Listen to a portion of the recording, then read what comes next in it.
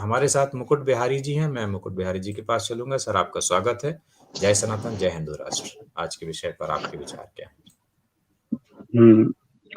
सभी को सादर नमस्ते, सभी दर्शकों को नमस्ते जी। नमस्ते। साथी, मुझे बड़ी पीड़ा होती है कि बड़े बड़े विद्वान, लेखक, यहाँ तक कि जो अपने आप को गौर सनातनी कहते हैं, वो भी दीन, मजहब, कल्ट, पंथों को धर्म बोलते हैं बिल्कुल। और लिखते हैं। तो मुझे बड़ी पीड़ा होती है। तो एक तो हमको व्यवहार में हर आदमी को मजहब बोलना पड़ेगा, दीन को दीन और पंथ को पंथ और धर्म को धर्म। इसके लिए क्या है कि हमको धर्म क्या है ये जानना बहुत ही आवश्यक है। साधारणतः लोग आज मूल रूप से मंदिर, मस्जिद और केवल कपड़े के पहनावे को धर्म मानते हैं, जबकि धर्म क्या है? न लिंगम धर्म कारणम। धर्म का कोई निशान, लिंग और चिन्ह, पहचान नहीं है। तो धर्म क्या है सनातन में? साधारणतः सभी बोलते हैं कि कर्म ही धर्म है। एक परिभाषा हो गई, मोटी सी है। फिर दूसरा, आत्मानाम प्रतिकूलानि परिशाम्य समाचरेत। ऐसा आचरण किसी दूसरे जीव के साथ, दूसरे जीव के मतलब कोई भी व्यक्ति ऐसा आचरण न करे जो स्वयं मुझको अच्छा नहीं लगता है। ये इस परिभाषा को संसार का कोई व्यक्ति मना नहीं कर सकता। मनुस्मृति जी। कहती है कि धर्म धृति, क्षमा, दमो, अस्तेयम, शौचम, इंद्र निग्रह, धीर विद्या, सत्यम, अक्रोध, दशकम धर्म लक्षणम। महाभारत कहती है धारणा धर्म इत्याउ।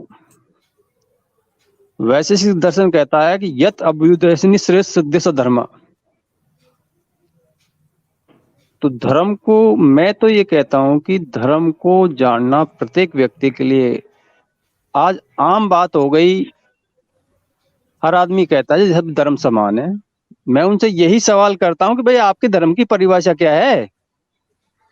पहले आप ये बताइए धर्म है क्या, उसके बाद हम समान है या असमानता है उसको बाद में डिफाइन करेंगे। उसको पहले धर्म की परिभाषा को डिफाइन करिए।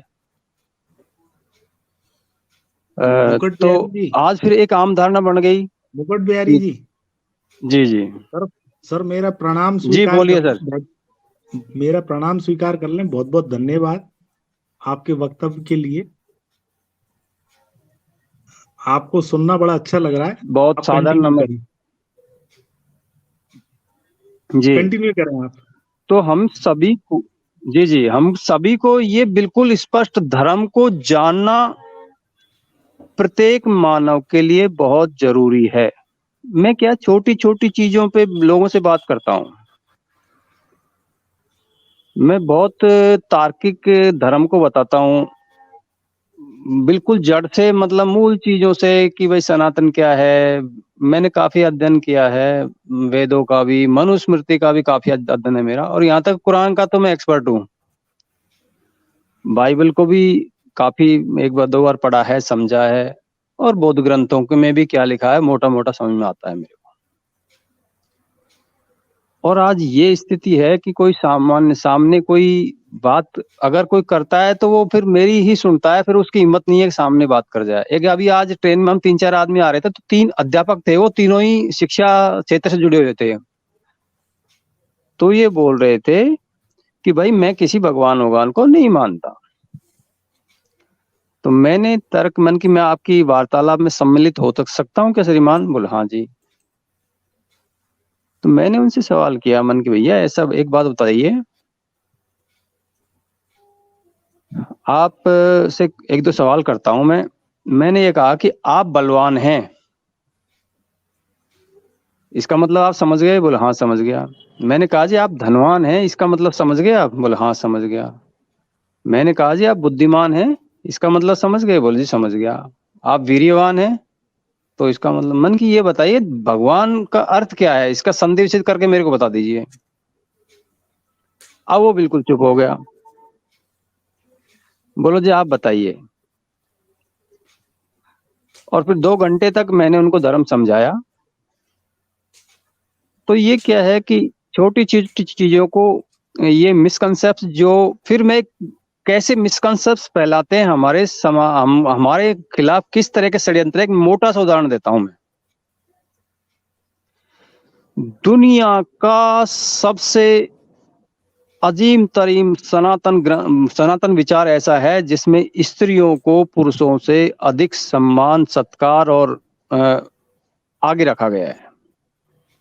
परंतु दुनिया में इस विषय को लेके कि भाई सबसे अधिक विरोध, मतलब सनातन को बदनाम किया जाता है। यहाँ तक कि हम व्यवहार में भी, हमारे यहाँ भारत में करोड़ों मंदिर मिलेंगे आपको देवियों के।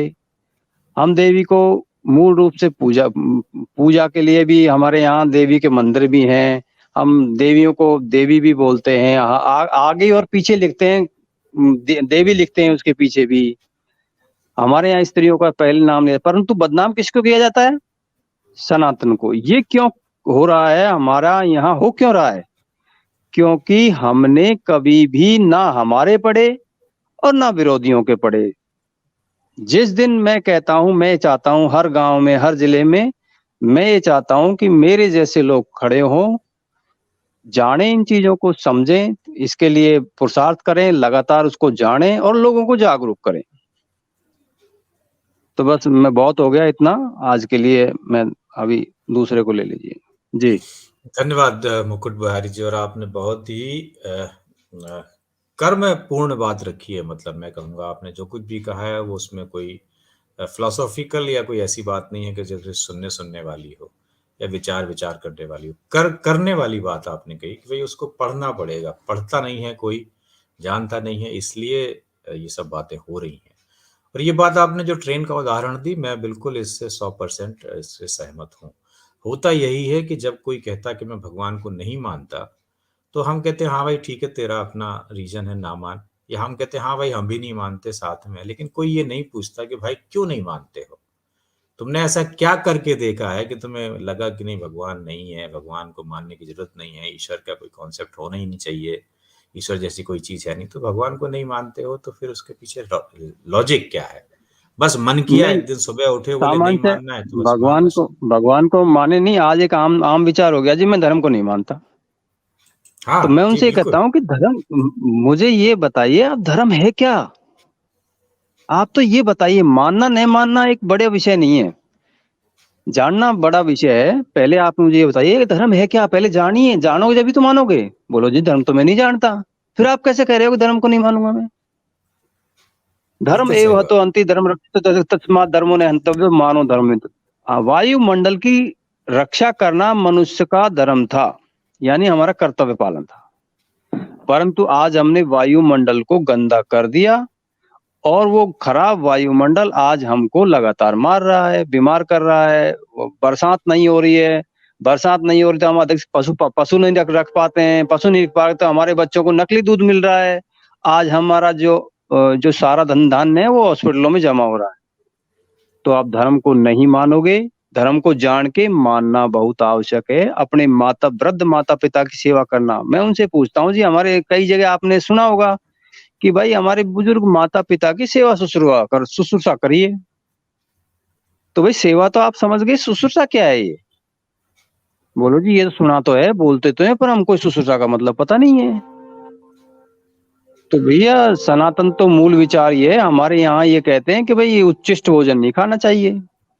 अब हम सुनते तो हैं किसी को झूठा भोजन नहीं देना चाहिए, परंतु उसके पीछे मूल कारण हमको पता होना चाहिए कि भाई उच्चिष्ट भोजन या झूठा भोजन किसी को देने से क्या नुकसान होता है। तो हम जिस दिन ये तर्क ढूंढ लेंगे ना, तो हम सनातन एक ऐसा विचार है पूर्ण रूप से वैज्ञानिक है। हाँ, कुछ चीजें हमने गलत धारण कर ली अज्ञानता और अविद्या के कारण, वो एक अलग विषय है। तो सत्य को जानिए, असत्य को हमारे यहाँ हो और चाहे दूसरे के यहाँ हो उसको भी छोड़ दीजिए, और दूसरे के यहाँ कोई अच्छी चीज है उसको भी धारण कर लीजिए। बिल्कुल बिल्कुल।